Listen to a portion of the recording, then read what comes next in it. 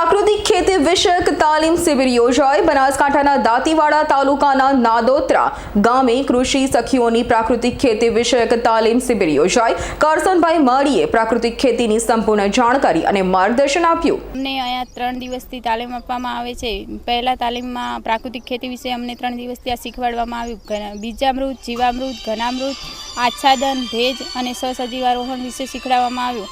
અમને તેના વિશે તેને કેવી રીતે બનાવવું તે બધું શીખવાડવામાં આવ્યું। હવે અમને પ્રાકૃતિક ખેતી કેવી રીતે કરવી તે સમજમાં આવ્યું। અમે અમારા ગામમાં ત્યાંથી તાલુકામાં, જિલ્લામાં અને રાજ્ય સુધી બધા જ ખેડૂતો પ્રાકૃતિક ખેતી કરે તે માટે અમે મહેનત કરીશું। દેશી ગાયના આધારે, આપણે જીવામૃતના આધારે અને વાપસા અને આચ્છાદન, અને અંદર આચ્છાદન એમ તો લીલું થઈ શકે છે અમારે, અને એ રીતે કરીએ છીએ।